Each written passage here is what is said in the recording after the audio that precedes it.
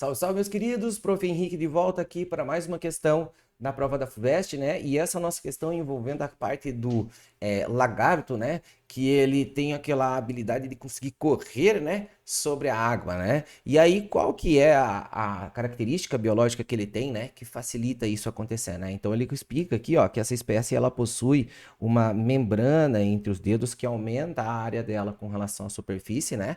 E das suas patas traseiras. Então, ele tem uma área de contato maior ali, né? E uma coisa que é muito importante, ó, com a combinação de forças verticais de suporte e forças horizontais propulsivas geradas pelo movimento da pata do lagarto na água, o lagarto consegue obter um impulso resultante para cima e para frente, conforme a figura a seguir, certo? E aí ele fala que isso garante a estabilidade dinâmica dele sobre a água, né?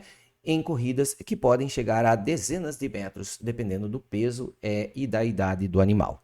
Sobre esse movimento, o que é correto afirmar? Bom, então vamos lá. É uma questão puramente teórica, né?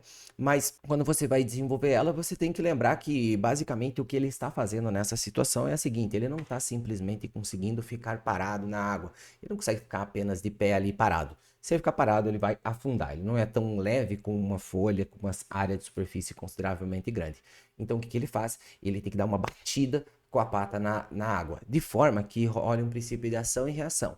Na situação em que ele tem um peso para baixo, só que a batida dele contra a água gera uma força que seja superior ao peso, de forma que ele consiga se impulsionar. Então, ele vai utilizar um princípio de ação e reação para conseguir se propulsionar.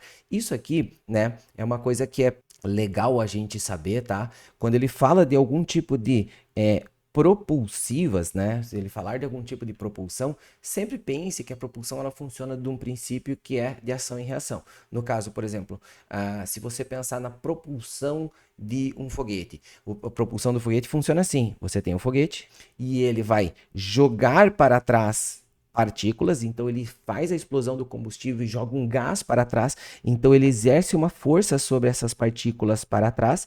E por ação e reação, se ele empurra as partículas para trás, as partículas empurram o foguete para frente. É um princípio de propulsão, né? No caso, o que ele está fazendo é usando a água como a ideia de propulsão. Então, ele empurra a água para baixo para sofrer uma propulsão para cima, certo? E, inclusive, você vai ter a ideia de ele empurrar não somente para baixo, ele deve empurrar numa diagonal para também ser empurrado para frente, né?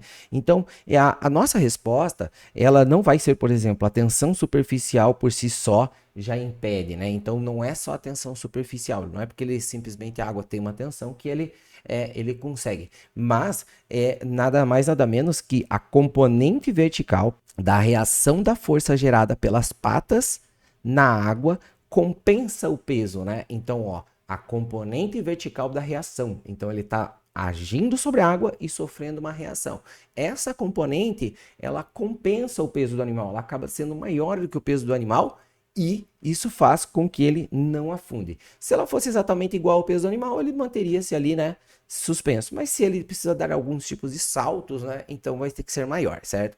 Então, o mecanismo de flutuação do lagarto advém do equilíbrio eletrostático, não é isso? Equilíbrio eletrostático, hidrostático é aquela situação em que envolve o empuxo, tá? Que daí você pensa que algo está abaixo da água e ela sofre uma força de empuxo, ok?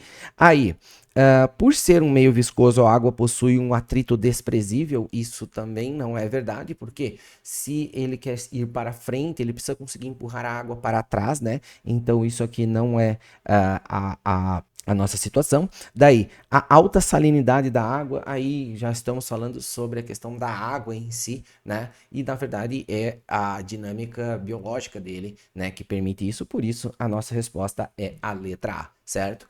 E se você gostou da nossa resolução, gostou da nossa metodologia, dá uma olhada aqui no nosso curso O Dominando o Enem, onde nós trabalhamos com as 3 disciplinas: a parte de biologia com o Prof. Gui de Biologia, a parte de química com o professor Marcelão e a parte de física comigo, né? Onde a gente vai fazer toda a revisão de todas as ciências da natureza, com todos os tópicos importantes, as habilidades que você tem que dominar para a prova do Enem. Não esquece de dar o like. É isso aí, meus queridos. É nóis e tchau, tchau.